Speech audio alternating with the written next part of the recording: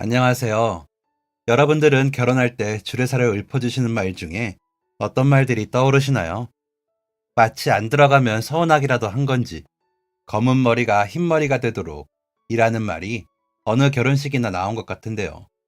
저희 결혼할 때도 주례 선생님께서 주례사를 하실 때 검은 머리가 흰 팥뿌리처럼 휘어지도록 해로하시길 바라겠습니다. 라고 하셨던 게 기억이 납니다. 그때 제 나이가 23살이었으니 35년 전 이야기네요. 다른 말보다 그 말이 유난히 귀에 박혔던 건 아마 제 마음이 공감을 하지 못했기 때문이지 않을까 싶습니다. 저희 친정아버지께서 어마어마하신 분이라 결혼에 대한 환상이 없었거든요. 저희 아버지는 말 그대로 처와 첩을 동시에 거느리고 사신 분이었기에 영원한 사랑이라거나 변치 않는 사랑 같은 건 애초에 있는 줄도 모르고 살았거든요. 저희 어머니의 친정, 저희 외가는 그 지역에서 대대로 내려오는 재산이 많아 소작을 주던 집이었다고 하더라고요. 그러다 세상이 변하고 전쟁을 겪으면서 약간 흔들리기는 했지만 그럼에도 저희 어머니는 양갈래로 머리를 묶고 고등학교를 다니던 꿈 많은 여학생이었답니다. 간호대학에 가 간호사가 되고 싶으셨대요. 학교 성적도 나쁘지 않았고 형편도 좋으니 그 꿈을 이루기는 어렵지 않을 것이라 생각하셨답니다. 하지만 어머니는 고등학교 졸업 후 외할아버지의 강력한 밀어붙임에 대학은커녕 맞선을 보느라 바쁘셨답니다.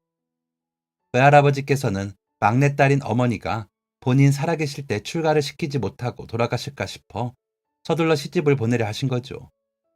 어머니는 어디 도망이라도 갈까 싶었지만 차마 그러지는 못하셨다고 하시더라고요.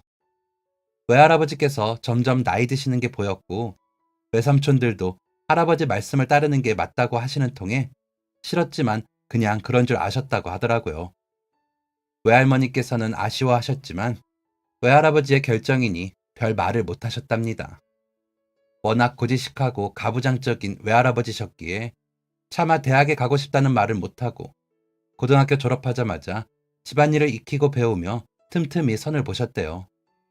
하지만 번번이 마음에 드는 상대는 나타나지 않았고 오히려 어머니를 퇴짜 놓는 사람도 있어 결혼이 쉽게 이루어지지는 않았답니다. 그렇게 한 5번쯤 선을 보고 만난 것이 저희 아버지셨답니다. 저희 아버지도 저희 어머니와 별반 다르지 않은 사정이라고 하시더랍니다. 대학은 아니고 넓은 세상을 보고 살고 싶은데 집안 어른들께서 결혼이 먼저라고 성화라 선을 보고 있다고요. 어머니는 자신과 비슷한 아버지의 처지에 공감을 하며 말이 통한다는 생각이 드셨대요. 그러면서 대화를 하면서 마음에 열리게 되신 거죠. 그런 어머니에게 아버지도 마음이 생기셨는지 두 분의 결혼은 선을 본 지 3개월도 안 돼 치러졌답니다. 양가 어른들이 기다리던 결혼식이었기에 두 사람이 좋다고 하니 속전속결로 이루어진 것이었죠. 그렇게 저희 어머니와 아버지는 빠르게 진행이 된 결혼을 하고 처음 저의 친할아버지, 친할머니께 인사를 하는데 분위기가 이상하더랍니다. 그래, 어찌됐건 시집을 왔으면 이 집 귀신이다. 친정에서 어떻게 살았건 다 잊고 우리 집에 맞출 생각을 해라. 라는 싸늘한 말을 내뱉는 친할머니의 말씀에 어머니는 마른 침이 삼켜지더랍니다. 어머니가 그때까지 사시면서 처음으로 당해본 냉대라 어찌나 당황스러우신지 눈시울이 붉어지고 코끝이 찡해지는 게 느껴졌답니다. 그런데도 어른들 앞에서 차마 울지 못하고 참았다가 부엌에 들어가 몰래 우셨답니다. 그렇게 들어간 부엌에서 저희 친정어머니는 지금도 빠져나오지 못하고 계십니다. 일평생을 집안일 잘하는 게 제일 미덕이라고 믿으시며 사시게 된 거죠. 나이팅게일처럼 사는 게 소원이었던 소녀는 그저 부엌일과 청소, 각종 집안 대소사 챙기는 게 인생의 모든 것이 된 채로 60년 넘게 사시게 된 겁니다. 저희 친할머니의 시집살이는 동네에서 소문이 날 지경이었다고 합니다. 저희 외가와 형편이 비슷한 집이었기에 제사가 있거나 농번기에는 동네 아주머니들이 오셔서 일을 도우시고는 했는데 그때 저희 어머니가 친할머니에게 트집을 잡혀 혼나는 것을 본 동네 사람들이 혀를 차며 안타까워 하시더랍니다. 저희 어머니께 직접적으로 아유, 이 집 안방마님 깐깐한 거는 전부 다들 알지. 그래도 밥은 안 굶으니 얼마나 다행이야. 라며 몇몇의 아주머니께서는 위로를 건네시기도 했답니다. 다들 어려웠던 시기인지라 그나마 넉넉한 형편에 집에서 사는 건 위안거리였는지 모르겠습니다만 어머니는 마음 한켠이 텅 빈 것 같으셨답니다. 그도 그럴 것이 결혼식을 끝내고 저희 아버지께서는 별 말도 없이 외박을 하셨고 딱히 일도 찾지 않으셨답니다. 그런 아버지를 친할아버지께서는 탐탁해 하지 않으셨기에 며칠 동안 집에 들어오지 않은 아버지께 불호령을 내리기도 하셨답니다. 일을 찾지 않으면 돈도 안 준다고까지 친할아버지께서 선포를 하시고 나서야 아버지는 일을 찾는 척을 하시더래요. 그러면서 사업을 해야 하는데 돈이 없다면서 징징거리기 일쑤였고요. 사업체를 만드는데 드는 돈이라며 상당한 돈을 요구해가지고 가기도 하셨답니다. 그러면서 어머니와의 관계는 더 멀어졌고요. 결혼을 한 어머니는 결혼한 지 1년 3개월이 지나서 일주일에 3일 정도 집에 계셨다니 얼마나 서로 교감이 없겠어요. 그런 부부 사이에서 아이가 바로 생기지도 않았고 결혼한 지 2년 정도 되고 나서 임신이 되셨답니다.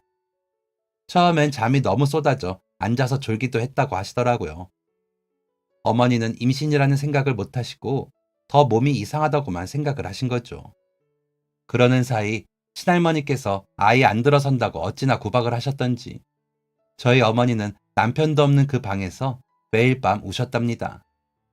결혼한 지 얼마 안 된 새 신부가 남편의 빈자리를 더 크게 느꼈겠죠. 그런데도 어디에 말도 못하고 그저 참고 견디셨답니다. 그러다 시작된 입덧으로 임신인 것을 알게 된 어머니는 어른들께 알렸고 그제야 고된 시집살이에서 벗어날 수 있으셨답니다. 임신 기간에는 뭘 시키지도 않으시고 힘든 일은 다 빼주시더래요. 원래도 집에 일 봐주시는 분들이 계셔서 어머니가 하지 않아도 되는 일이기도 했기에 어머니가 좀 편해지신다고 티도 나실 일이 아니었던 거죠. 그렇게 조금은 편해진 생활을 하게 된 어머니 곁에는 여전히 아버지가 안 계셨대요. 사업 핑계를 대며 밖으로만 돌고 돈 떨어지면 들어와 남편이랍시고 어머니를 들여다보는 척 하신 거죠. 어머니는 그런 아버지에게 아무 말도 하지 못하고 들어오시기라도 하면 다행이다 생각을 하셨답니다. 친할머니가 너가 아들만 턱하니 낳아봐라. 아범이 그렇게 밖으로 돌지 않는다. 너가 하기 나름이야. 라며 어머니에게 이야기하셨기 때문에 어머니는 그저 아이가 아들이기만 바라셨답니다. 배가 점점 불러와 친정 나들이가 하고 싶었지만 아버지가 안 계시니 가보지도 못하신 거죠. 아무래도 외할머니가 해주시는 음식도 드시고 싶고 출산 준비도 하고 싶으셨겠죠. 그런데도 시어른들 눈치가 보여 친정에 다니러 간다고 말도 못하고 속으로만 앓으셨답니다.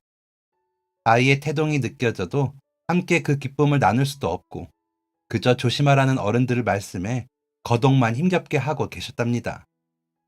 그런 어머니께 친할머니는 너는 팔자 좋은 줄 알아라. 나 같은 시어머니가 어디 있니? 임신했다고 일도 못하게 해주고 편히 지내라 봐주는 시어머니가 세상 천지에 어디 있겠니? 내가 임신했을 때는 그런 거 하나도 못 받아봤다. 그러니까 아들만 낳아. 아들만 낳으면 돼. 라고 하셨대요. 그래서 밤마다 비셨답니다. 제발 아버지 닮은 아들 낳게 해달라고요. 배가 점점 더 나올수록 어른들은 배가 아들 모양이라며 아들이라고 확신하셨고 아이 물건들도 다 남자아이에 맞게 준비를 해주셨답니다. 그런데 낳아보니 덜컥 저였던 거죠. 딸이요.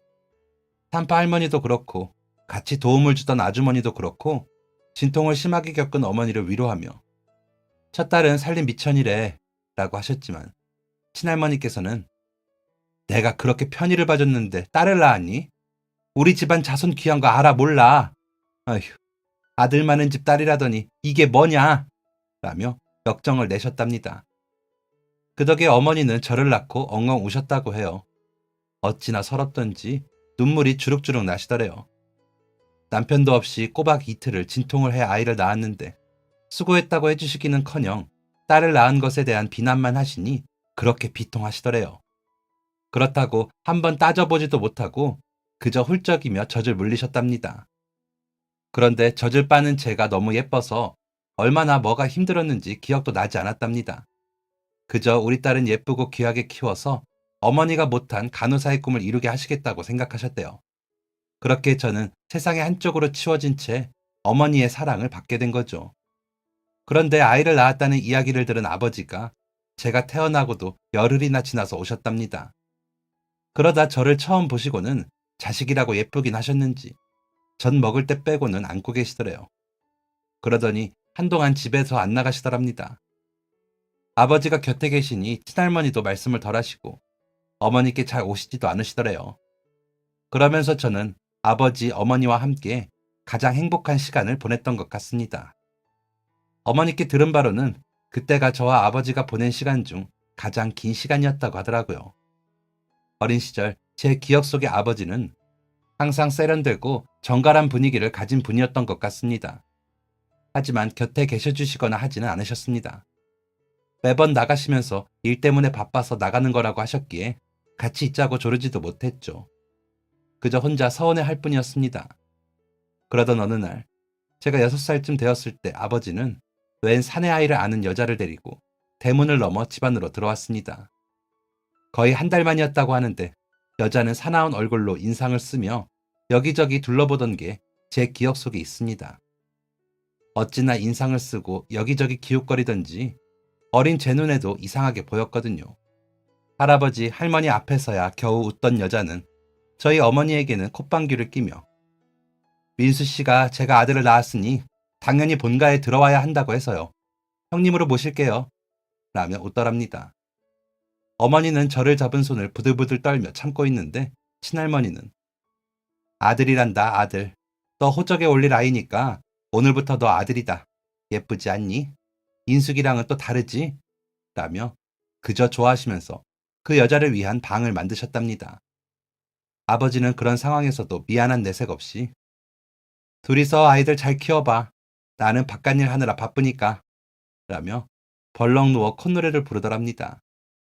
그 여자는 콧소리를 내며 아버지 곁에 앉아 아양을 떨고 우는 그 여자 아들을 업고 달래느라 어머니는 정신이 없으셨답니다. 그 날부터 아이는 어머니 차지였습니다. 호적에 올릴 아들이라는 그 아이는 어머니의 또 다른 일거리였고 저는 어머니의 옆자리까지 뺏기고 혼자서 조용히 자라야 했습니다. 세상의 전부가 사라지는 기분이었던 것 같습니다. 그래서 더 보채고 징징거렸겠죠. 샘도 나고 아버지가 외간 여자와 히히덕거리고 있으니 제가 보기에도 얼마나 이상했겠습니까?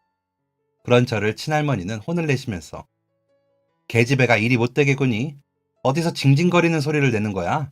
라며 저를 부엌 한쪽 귀퉁이에 세워 놓으시더랍니다. 그때가 날이 꽤나 추워 입김이 나던 때인데 부엌 안도 아니고 밖에 세워두니 어린아이가 얼마나 힘들었겠습니까? 그런데도 할머니의 서슬퍼런 체근이 두려워 제대로 소리를 내서 울지도 못하고 껄떡껄떡 넘어가고 있더랍니다. 어머니는 그런 저를 감싸며 부엌 안으로 들어가 불 옆에 세워 놓으시고 제 몸을 살피시다가 우셨답니다. 남편 노릇도 못하는 사람이 아버지 노릇도 못한다는 생각에 어머니가 너무 미안해서 우셨습니다. 저를 데리고 친정으로 가버릴까도 생각하셨지만 외할머니의 얼굴이 떠올라 도저히 못 그러시겠더래요. 저를 낳고 몸조리를 겨우 하고는 간 친정 나들이 때 우시던 외할머니의 모습이 눈에 아른거려서 외갓집으로는 도저히 갈 수가 없더랍니다. 그렇게 소가리를 하며 견디시던 어머니에게 저는 유일한 말동무이자 동지였습니다. 그 여자와 아버지가 낳아온 아이는 아들이라는 이유로 친할아버지, 친할머니께 사랑을 독차지했습니다. 그 여자는 절로 얻는 것이 많았고요. 반대로 저와 어머니는 집안의 모든 일을 해야 했죠.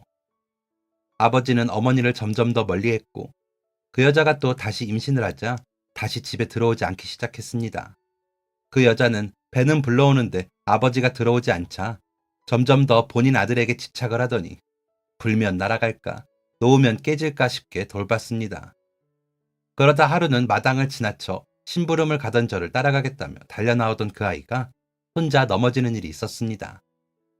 저는 일으켜 세워주려고 다가가는 걸 그 여자가 보더니 제 뺨을 때리더군요. 우리 귀한 아들 잘못되면 어쩌려고 넘어뜨리고 그러니? 어디서 이 집 귀한 아들을! 이라며 소리까지 치고요. 마당에 고추를 널어놓으며 모든 상황을 본 어머니는 자네 이게 뭐 하는 거야? 아이가 혼자 넘어지지 않았어? 아이들 사이 벌어지게 어른이 뭐 하는 짓이야? 라며 처음으로 큰 소리를 내셨습니다. 그러자 그 여자는 비웃으며 참나, 그래도 제 새끼라고 발끈할 줄은 아네. 어쨌거나 우리 석진이가 귀한 아이인 거 맞잖아요. 그러게 진작 나갔으면 서로 얼굴 붉힐 일도 없겠구만. 이라더니 아이를 안고 방으로 들어갔습니다. 어머니는 제 뺨을 어루만져 주시며 애미가 미안해. 아팠지? 라며 눈에 눈물을 그렁그렁 하셔서는 보시더군요. 그때가 제 나이 7살쯤이었는데 아버지와 그 여자, 친할아버지, 할머니에게 어찌나 화가 나는지 그 사람들에게 복수라는 걸 하고 싶었습니다.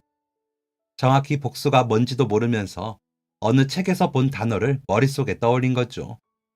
세상에서 제일 불쌍한 우리 어머니를 위해 내가 할 수 있는 일이 당장에 없다는 것이 너무 슬펐습니다. 한 3달 정도 집에 들어오지 않던 아버지는 돌아와 그 여자가 낳은 둘째를 본체만 자더니 집 얻어놨으니 거기서 지내도록 해. 애들은 우리 색시가 잘 키워줄 거야. 너 같은 여자보다 잘 배우고 집안도 좋은 여자이니 아이들 교육은 신경 쓰지 말고 심성이 고와서 아이들 차별 없이 잘 키울 게다. 그러니 이제 짐 싸. 라고 하더군요. 그 여자는 못 나간다며 울고불고 난리를 치는데 아버지는 사람을 시켜 그 여자 짐을 다 옮겼습니다. 그러면서 저와 어머니에게 와 그간 서운했지. 이제 험한 꼴 그만 보게 할 테니 마음 풀고 지내. 애들 건사는 알아서 잘해주고 라며 인심을 쓰듯이 말하더군요. 어머니는 그런 아버지에게 젖을 떼지 못한 아이를 엄마와 떼어낼 수 없으니 아이가 자랄 동안만이라도 그 사람 곁에서 지내게 해주세요. 라고만 하시더군요. 아버지는 어머니 말에 그래, 그 정도는 저 여자도 감당을 하겠지. 낳는 대로 아들만 낳겠다더니 저도 딸을 낳고는 어디 뻔뻔하게 붙어 살려고 하는지 라며 혀를 차며 어머니와 제가 지내는 방을 나섰습니다. 그런 아버지의 뒷모습을 보며 남자라는 인간들에 대한 경멸이 생기더군요. 하지만 어머니는 제 머리를 쓰다듬으시며 인수가 아버지가 다 뜻이 있어 저러시는 거야. 그래도 인숙이에게는 좋은 아버지이시니 괜히 마음 다치지 말아라 라고 하셨습니다. 어머니 말대로 아버지는 저를 예뻐하셨습니다. 오다 가다 만나면 안아주시고 예쁜 옷이나 머리핀 같은 것들도 잔뜩 사다 주셨으니까요. 하지만 어머니에게 함부로 하는 사람들과 한편이라고 생각했기에 저는 아버지가 좋지 않았습니다. 그저 주면 받고 안으면 안기고 할 뿐이었죠. 애교를 부리거나 아양을 떠는 일은 못했습니다.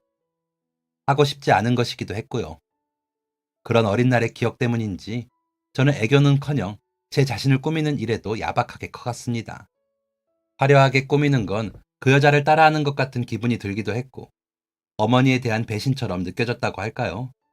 그런데도 어머니의 사랑을 많이 받고 자란 덕인지 성격은 모나지 않은 편이었습니다. 동생들에게도 딱히 곁을 내주진 않았지만 그렇다고 경계하거나 모질게 대하지도 않았습니다. 어머니가 그러하시듯 저 역시 그 아이들이 부모를 선택하여 태어나지 않았다는 것을 알았기에 잘 대해줬습니다. 가끔 미울 때도 있기는 있었죠. 특히나 남동생을 대하시는 친할아버지, 친할머니의 태도가 괜히 심통을 불러왔다고 해야 할까요? 하지만 막내 여동생은 저보다도 못한 대우를 받으며 컸기에 가여웠습니다. 그 아이가 9살쯤 되었을 때 학교를 마치고 돌아와 대성통곡을 하기에 어머니가 달랬으나 가시지 않고 제가 집에 도착할 때까지 울고 있더라고요. 친할머니께서는 어디서 계집애가 담장 밖으로 울은 소리를 나게 울어? 내쫓아버려라! 라며 화를 내고 계셨죠. 그래서 제가 안고 얼른 제 방으로 가 조용히 물어보니 어떤 아줌마가 자기가 친엄마라며 찾아왔다는 겁니다. 무서워서 도망쳐 오기는 했는데 그간 할머니께서 쥐도 안 물어갈 계집애를 그냥 쳐버리지 뭐하러 찾아왔을까?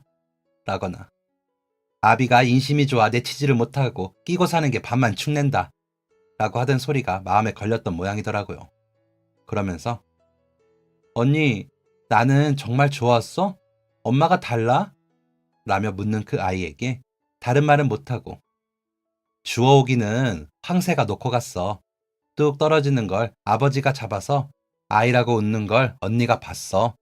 라고 하며 달래주었습니다.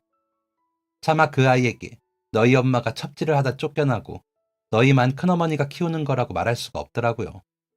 나쁜 건 어른들인데 어린아이가 상처받고 이용당하는 것이 안타까웠습니다. 그러면서 나는 그래도 우리 어머니 자식이라 다행이구나 하는 생각이 들고 나니 남동생까지도 불쌍하게 느껴졌습니다. 그래서 그날 이후 삼남매가 특별할 것 없이 지냈던 것 같습니다. 가끔 그 여자는 동네 어귀를 어슬렁거리다 아버지에게 쫓겨나고 친할머니께 쫓겨나고는 했습니다. 어머니께서 혼잣말로 그러게 왜 남의 집 첩을 살아서는 이라며 하시는 걸 부엌 일을 도우러 갔다가 몇 번 들었거든요.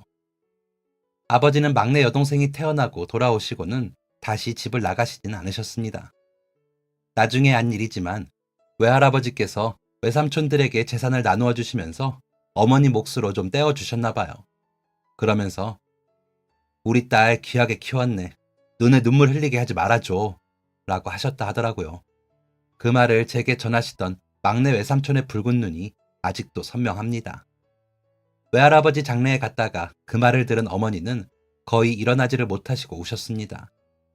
형편 좋은 집에 짝을 맺어주고 잘 사는 모습을 보고 싶으셨는데 고된 시집살이와 방황하는 남편을 만나게 한 마음의 짐이 크셨는지 돌아가실 때도 막내 효순이 가끔 들여다봐 줘라 라고 하셨답니다. 그래서 큰 외삼촌이 아버지를 불러 외할아버지의 유산을 주며 함께 사업을 하자고 제안하셨고 아버지는 자연히 집을 나가지 않게 되셨던 겁니다. 저는 그런 줄도 모르고 아버지가 이제는 정신을 차리고 어머니를 힘들게 하지 않을 거라는 기대를 했었습니다. 하지만 매일 집에만 들어올 뿐 어머니에 대한 태도는 달라지지 않더라고요. 동생들은 외할아버지의 장례를 계기로 본인들이 어머니의 자식이 아닌 것을 확신하고 있더군요. 어머니가 저만 데리고 장례에 다녀오셨으니까요. 하지만 키운 정이 있는 건지 모간하게 굴거나 어머니를 힘들게 하진 않았습니다. 저는 어머니와 약속한 대로 간호사가 되기 위해 공부를 열심히 했습니다. 꼭 어머니가 못다 이룬 그 꿈을 저라도 대신 이루어드리고 싶었죠. 하지만 어머니께서는 제가 고2가 되던 해에 아침상을 차리러 부엌에 들어가셨다가 쓰러지시고는 못 일어나셨습니다. 병원에서 2달을 버티셨는데 끝내 의식이 돌아오지 못하고 떠나셨습니다. 저는 그 상실감에 무기력해지고 말수는 더 줄었습니다. 그렇게 몇 주를 지냈던 것 같습니다. 그러다 어머니의 짐을 제 손으로 직접 정리하고 싶어 어머니 방에 들어갔습니다. 어머니 옷과 몇 안 되는 장신구, 결혼할 때 받았다며 제가 시집갈 때 주시겠다던 가락지 정도인 어머니의 짐은 단촐했습니다. 남들은 부잣집 며느리이니 뭐가 많을 거라 생각했겠지만 정말 너무 적은 옷가지에 적은 짐들이었습니다. 그 속에 여러 권의 공책이 있어 펼쳐보니 온통 제 걱정뿐인 어머니의 일기였습니다.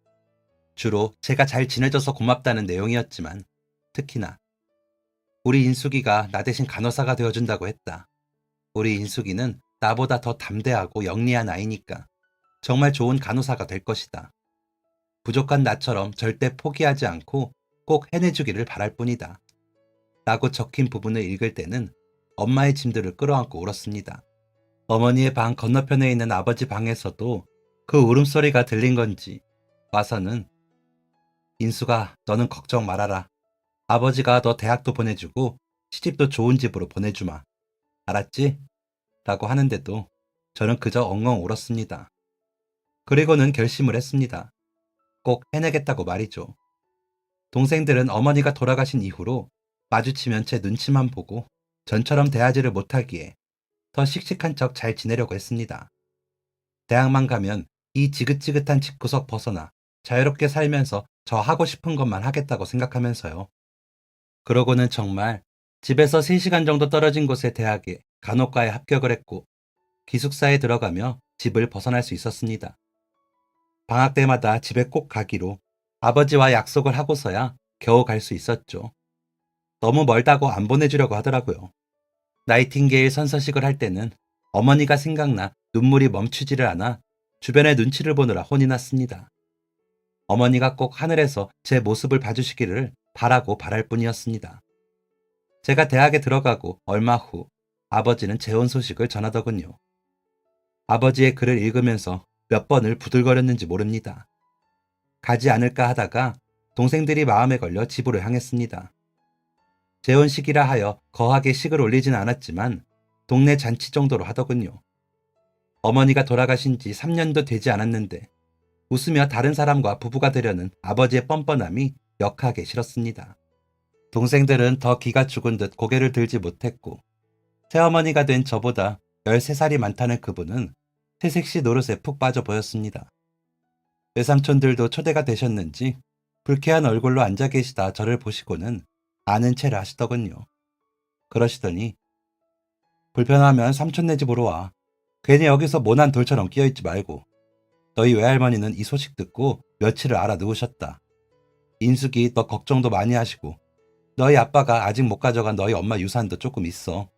너 몫으로 좀 떼어달라고 너희 엄마가 부탁을 해서 그랬는데 죽을 거 알고 그런 사람처럼. 아무튼 그런 줄 알아라. 우리는 이만 간다. 오래 있을 자리도 아니고. 라더니 일어나셨습니다. 아마도 친할머니가 외삼촌들에게도 기별을 넣으셨을 겁니다. 본인 아들 혼자 된 것을 제가 대학에 가기 전부터 안타까워하며 여기저기 선자리를 알아본다는 말을 했었으니까요. 아직 젊은 남자가 어떻게 혼자 살아? 짝을 지어줘야지. 라며 성하였죠. 새엄마라는 사람은 아직 아이를 낳을 수 있을 정도의 연령이니 아마 또 아들을 바라겠구나 하는 생각이 드니 구역질이 올라왔습니다. 뒤뜰로 달려가 헛구역질을 해대며 속에 있는 것을 개어내려 해봤지만 되지 않더라고요. 그러다 그냥 집 밖으로 달려나와 학교로 가는 버스에 몸을 실었습니다. 그 뒤로는 집에 가지 않았던 것 같습니다. 외갓집과 외삼촌 댁에만 돌아가며 신세를 지고는 다시 학교로 돌아갔죠. 워낙 바쁜 과라 방학이 길지 않은 것이 다행이라는 생각이 들었습니다. 아버지는 몇 차례 편지를 보내 집으로 와 새어머니와 대면할 것을 권했으나 번번이 제가 가지 않자 한 번은 학교로 찾아왔더군요. 그래서 제자리가 그 집에 있기는 한가요? 새어머니와 이룬 가정, 할머니 소원대로 아들 하나 더 낳고 행복하게 사세요. 라고 했더니 아버지는 펑펑 우시면서 그래도 인숙이 너가 나에게 이러면 안 되지. 내가 너를 얼마나 아꼈는데. 석진이도 그렇고 미진이도 그렇고 너희는 왜 이 아비탄만 하니? 안 그래도 너희 새어머니가 임신을 했다더구나. 그러니까 너가 와서 새어머니도 봐주고 가까이 지내면서 너희 할머니도 편찮으신 곳 없나 봐드리고 라고 하는데 더 하실 말씀 없으시면 들어가 볼게요. 그리고 저 곧 졸업하면 시험 치르고 하느라 바빠요. 라고는 들어가 버렸습니다. 그러고는 편지도 없고 찾아오지도 않더군요. 그래서 나 같은 건 다 잊고 사나보다 하면서도 제 나름 바쁘게 지냈습니다. 등록금과 생활비는 어머니가 남기신 유산으로 해결했습니다. 돈을 안 붙이면 제가 굽히고 들어갈 줄 아는 건지 괘씸해 돈도 보내지 말자 생각을 한 건지 주지 않기에 외삼촌께 부탁해 그렇게 했죠. 저는 어머니의 뜻대로 바라시던 그대로 간호사가 되어야 했으니까요. 외롭기도 하고 힘들기도 했지만 그래도 어머니가 지켜주실 거라고 믿고 열심히 했습니다. 그렇게 노력한 결과 저는 시험에 합격을 했고 제법 큰 그 지역 병원에 취직을 할 수 있었습니다. 다행히도 간호사들이 묵을 수 있는 숙소가 병원 가까이에 있어 큰 돈을 들이지 않아도 지낼 수 있겠더라고요. 그래도 자식이라고 취직을 하고서 집으로 편지를 보내 취직이 되었으니 염려 말고 계시라며 알렸습니다. 혹시나 무슨 일이 있으면 연락하라고 병원이 어디인지도 알렸고요. 그러고 얼마 뒤 친할머니의 부고가 오더군요. 친할아버지가 몇 년째 누워서 생활을 하셔서 그 병수발을 다 하다가 병이 났다고 이야기를 듣긴 했지만 갑작스러워 놀랐습니다. 제가 집에 들어서니 아버지는 신발도 신지 않고 달려와 왔니? 할머니가 너 많이 모르셨다. 얼른 가서 할머니한테 인사부터 해. 라더군요. 남동생은 아버지와 상주 노릇을 하느라 힘들어 보였고 여동생은 일하느라 눈으로만 인사를 했습니다. 새어머니는 왔어요. 이렇게 마주보고 인사하는 거 처음이죠. 잘 왔어요. 얼른 인사해요. 라며 손을 잡더군요. 곁에 보여야 할 아이가 보이지 않아 살폈지만 보이지 않아 다른 곳에 맡겼거나 했습니다. 할머니 조문을 하는데 슬픔보다는 원망의 말이 더 많이 떠올랐습니다. 저승에 가서라도 우리 어머니에게 사과하시라는 생각까지 했죠. 친할아버지는 누가 보살피지 않으면 생활이 불가능해 보였습니다. 새어머니는 그런 할아버지를 보살피느라 힘들어하는 것 같더라고요. 생겼다던 아이는 갑작스러운 하열로 잃고 그 후로는 아이가 생기지 않았다고 막내 여동생이 전해졌습니다. 그러면서 언니, 나는 우리 친엄마 닮아 못됐나 봐. 할머니 돌아가신 거 지금이라도 다행이야. 나만 보면 잡아먹으려고 하는 거 무서워서 집안에서도 숨죽이고 지냈는데 이제는 안 그래도 되잖아. 라며 한숨 쉬듯 이야기하더군요. 남동생은 자신을 아끼시던 할머니가 돌아가셔서 그런지 목이 쉬도록 곡소리를 내며 울었습니다. 오랜만에 와서인지 집이 낯설고 불편하게 느껴졌습니다. 아버지는 손님을 맞다가도 저를 살피면서 눈이 마주치면 피하기를 반복하더군요. 외삼촌께 전해 듣기로 외할아버지가 물려주신 재산은 이미 다 날린 지 오래고 집안의 논과 밭도 반 이상을 팔아 다른 일을 계획 중이라고 하더라고요. 어차피 너희 외할아버지가 그 돈 주실 때 날려먹은 것 아셨지만 너희 엄마가 고생 덜 시킬까 해서 주신 거야. 라는 외삼촌의 말에서 알 수 있듯 사업에는 재주도 없는 아버지는 왜 사업에 그렇게 목을 매는 건지 모르겠더라고요. 남동생은 고등학교 졸업 후 바로 군대에 가 그 당시에도 군인이었지만 군대 가기 전까지는 그랬다고 하더라고요. 다들 왜 아버지를 쫓아다니는지 모르겠다고 한다 하더라고요. 막내 여동생은 상업 고등학교 졸업을 앞두고 취업에 나가 격리일을 보는데 월급을 받아 다 친할머니를 드리고 용돈을 받아 썼다고 하더라고요. 모아준다고 했었다는데 아무래도 다 아버지와 남동생 주머니에 들어가지 않았을까 싶었습니다. 그래서 여동생에게 앞으로 너가 번 돈은 너가 관리해. 나중에 어떻게 될지 몰라. 라고 스치듯이 당부를 하고는 발인을 마치고 고향집 뒷산에 할머니 장집까지 갔다가 저는 병원으로 돌아갔습니다. 돌아오는 길에 외할머니께 들러 인사를 했는데 어머니와 닮은 그 모습에 괜히 눈물이 날 것 같더라고요. 어쩌면 친할머니 장례에서 울지 못한 걸 그제야 쏟았을지도 모르죠. 병원으로 돌아와 저는 여전히 집에는 잘 가지 않았고 소식을 전하지 않았습니다. 그러다 여동생이 결혼 소식을 알려왔습니다. 정확히는 아버지 몰래 도망 나와 남자와 살림을 차리고 혼인신고를 했다는 이야기였습니다. 언니라도 축하해줘. 좋은 사람인데 아버지가 너무 반대해서 어쩔 수 없었어. 라는 그 아이에게 뭐라고 할 말이 없더군요. 그래서 뭐 필요한 건 없니? 모아놓은 돈은 있고? 라고 물었지만 여동생은 그저 없어. 언니, 나 열심히 살 거야. 나중에 놀러와. 라더니 전화를 끊더군요. 부모의 정도 제대로 받아보지 못한 아이라 남편한테라도 예쁨 받고 살기를 바랐습니다. 하지만 그 아이는 얼마 뒤 전화를 해서는 언니, 나 돈 좀 빌려줄 수 있어? 내가 급하게 쓸 데가 있어서 그래. 3개월만 쓰고 갚을게. 라는데 목소리가 떨리더라고요.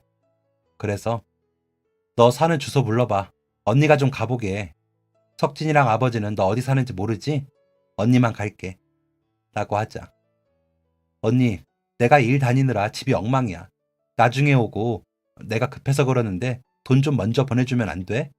라고 하기에 30만 원 정도를 보냈습니다. 받을 마음도 없었지만 조급하고 떨리는 듯한 그 아이의 말소리가 마음에 걸려 주인집 번호라고 받았던 번호로 연락을 했습니다. 전화를 받은 주인 아주머니는 색시 언니예요? 아유, 왜 이제야 연락을 해요? 얼른 와서 색시 좀 데려가요. 색시 저러다 맞아 죽겠어. 라는데 정신이 아득해지는 게 느껴지더군요. 그래서 그날 밤 택시를 타고 알아낸 주소를 보고 찾아갔습니다. 도착해보니 늦은 저녁 시간이었는데 와장창 깨지는 소리와 남자의 고함 소리가 들리더군요. 부잣집 딸이라 돈 좀 있는 줄 알았더니 이게 누구 거지로 하나? 가서 돈 가져오란 말이야! 라는 남자 말에 문을 열고 들어가니 여동생이 구석에 쪼그리고 앉아 남자에게 맞고 있었습니다. 남자를 밀어내고 동생을 감싸 안으며 도와주세요! 사람 살려요! 라고 외쳤습니다. 그제야 밖에서 지켜보던 동네 아주머니들이 모여들어 아유, 이게 뭐야 매번.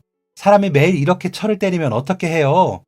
라며 말소리를 내자 남자는 당황하더니 집 밖으로 나가버렸습니다.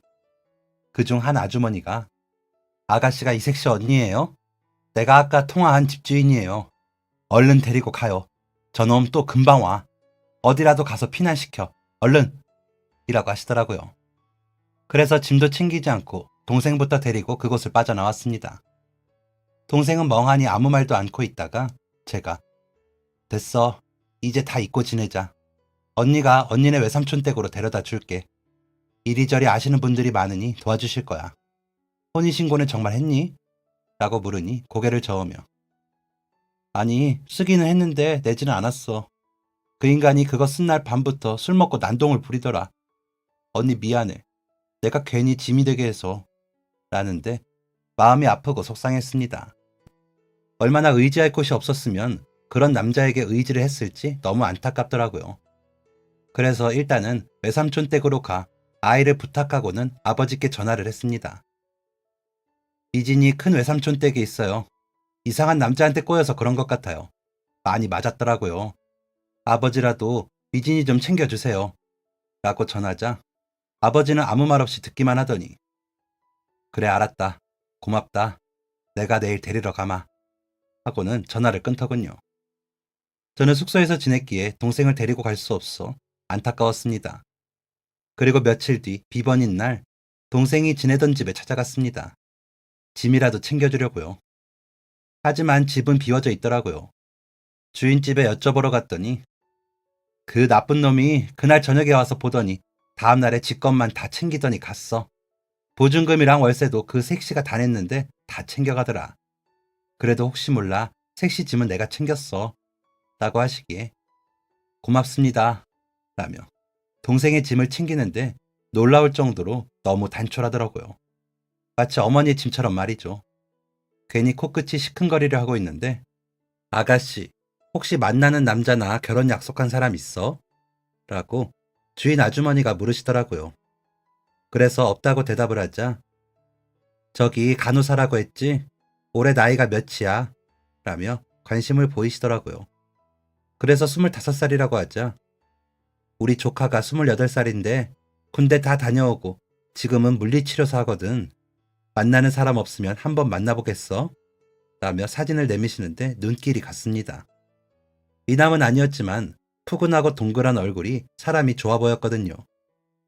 제가 관심을 보이자 아주머니는 저를 앉혀놓고 여기저기 전화를 걸더니 곧 한 아주머니가 남자를 데리고 오더라고요. 얼떨결에 대면을 하게 된 남자와 저는 주인 아주머니가 주시는 주스를 마시며 인사를 하게 되었습니다.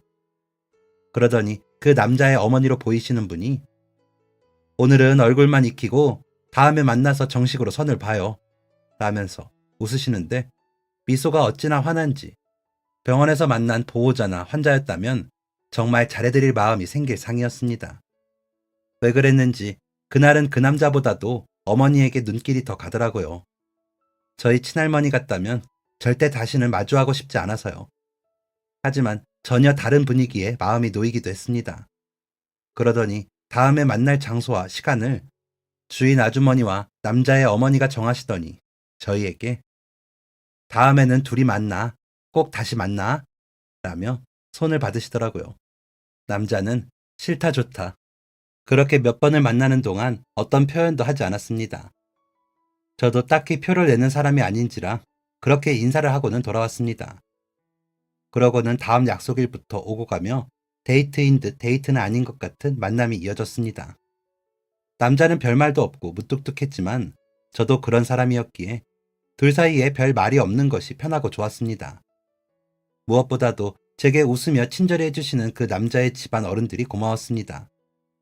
단지 마음에 걸리는 것이라면 동생의 일을 그분들이 아시는 거였죠. 그 마음을 아셨는지 남자와 5번 정도 만났을 때쯤 병원으로 찾아오셨더라고요. 그러시더니 저기 우리 아들 어때요?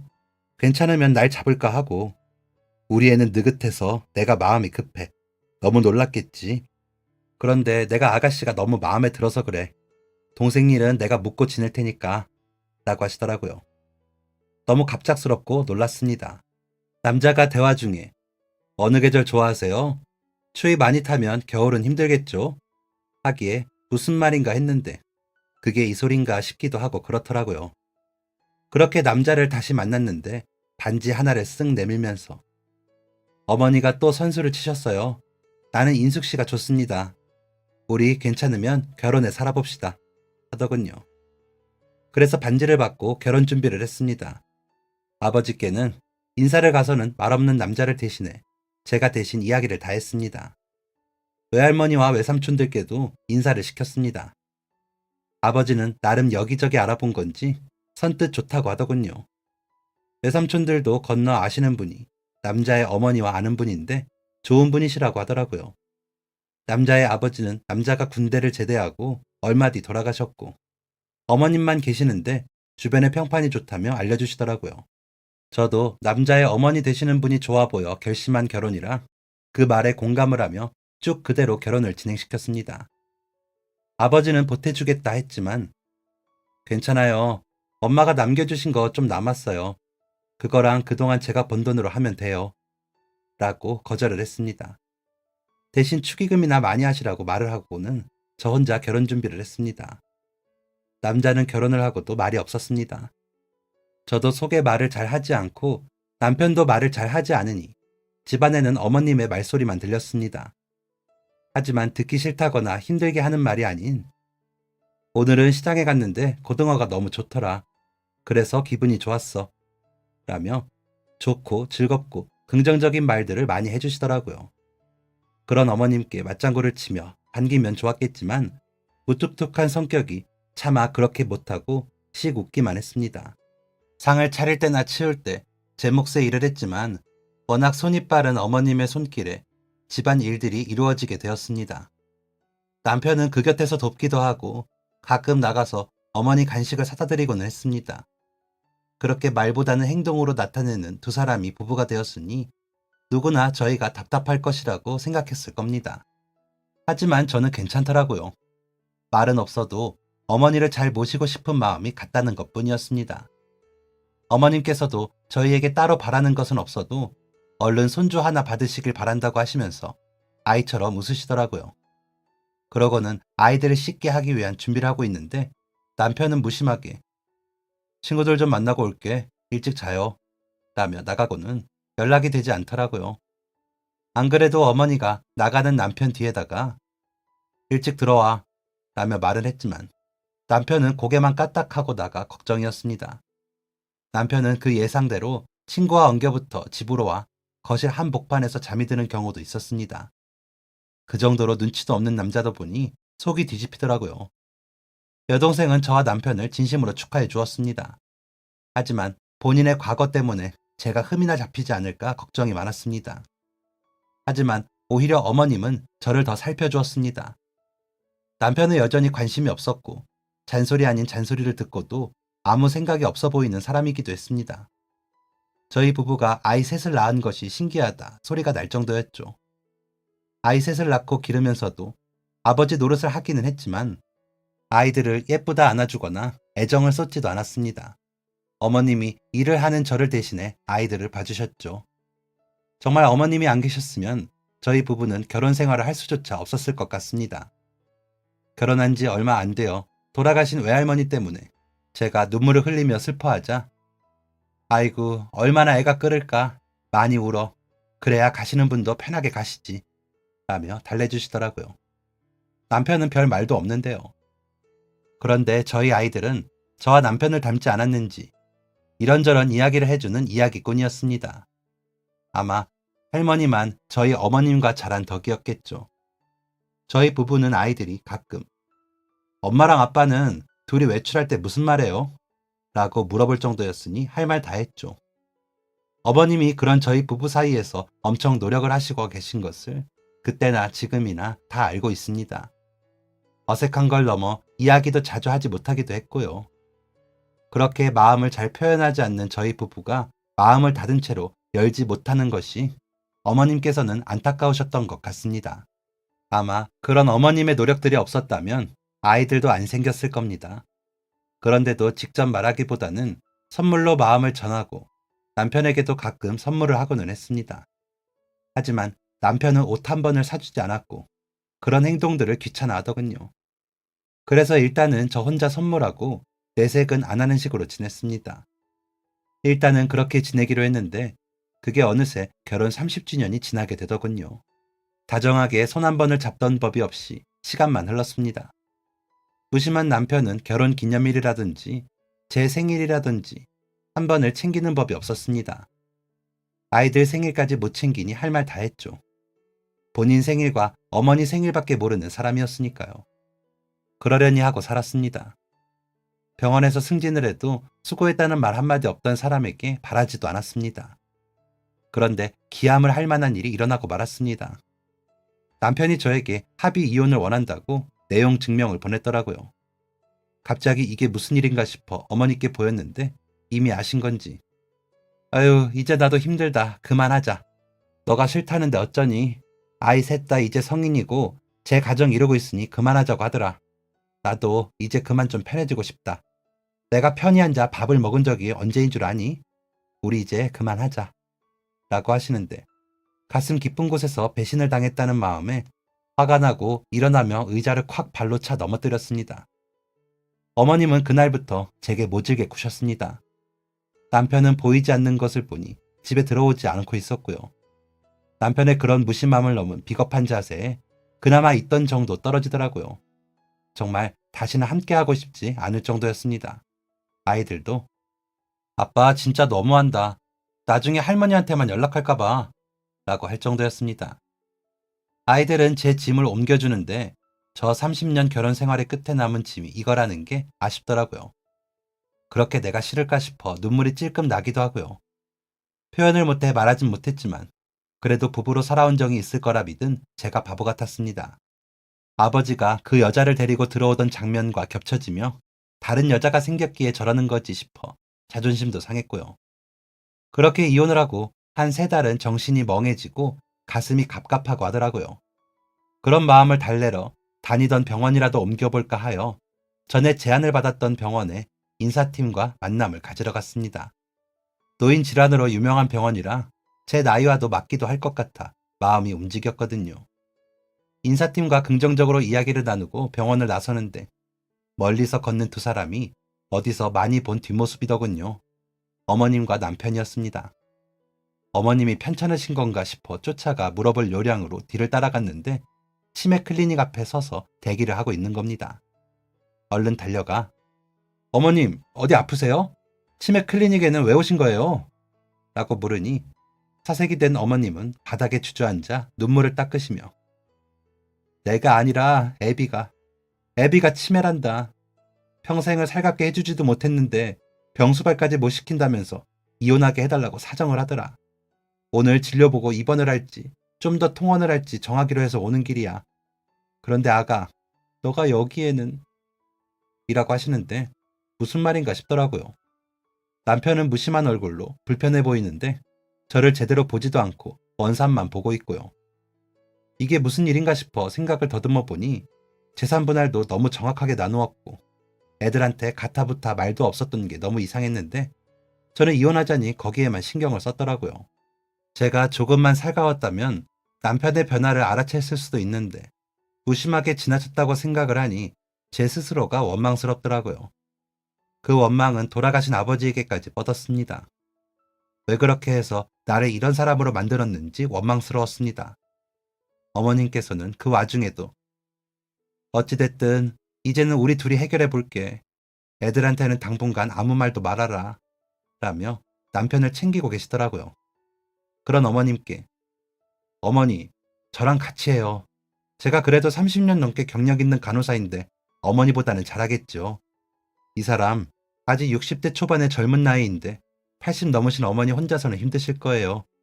라고 말씀드리니 어머니는 고개를 못 드시더라고요. 내가 면목이 없다 며 우셨습니다. 알고 보니 아버님처럼 조기 치매가 찾아온 상황이고 유전이기 힘든 병인데 그런 것 같다고 하시면서 주변에서 많이 도와주셔야 해요. 점점 더 안 좋아지시는 병이라 더 괴로우실 거예요. 만나야 할 사람 있으면 미리 만나게 하시고 가실 곳 있으면 서둘러 다녀오세요. 라더군요. 그래서 저는 어머니와 남편을 데리고 교회 나들이부터 다니기 시작했습니다. 가끔 정신이 들어 저에게 여보라고 부르는 남편에게 우리 이혼했거든요. 이럴 거면서 왜 그랬어요? 라고 물으면 내가? 라며 되묻는 남편이랍니다. 아이들은 전보다 더 자주 남편을 만나러 와주더군요. 고마운 일이지요. 어머님은 본인도 몸이 약해지셔서는 그래도 내가 우리 창식이 아버지 병수발 다 해봐서 경험이 있으니 할만하다 하시는데 혹시나 쓰러지실까 걱정이 됩니다. 그렇게 서로 기대어 나이 드는 게 부부인데 평생을 멀리서 의지만 하다가 이제야 가까워진 것 같다는 생각을 합니다. 우리 효준이, 효연이, 효식이 엄마랑 아버지, 할머니 걱정 그만하고 너희는 즐겁게 지내기를 바란다고 전해주십시오. 남편도 그걸 바랄 겁니다. 병에 걸렸다고 저와 헤어지는 게 최선인 사람이니까요. 저는 저희 친정 부모님처럼 살다가 남편을 보내고 싶지 않습니다. 그래서 굳건히 견뎌보려고요. 물론 법적으로는 전부인이지만요. 여러분들도 어려운 가족의 곁에서 있어주시는 마음의 여유가 생기시길 바라며 이만 글 줄이겠습니다. 감사합니다. 지금까지 사연 들어주셔서 감사합니다. 사연이 재밌으셨다면 구독과 좋아요를 눌러주세요. 감사합니다. 안녕히 계세요.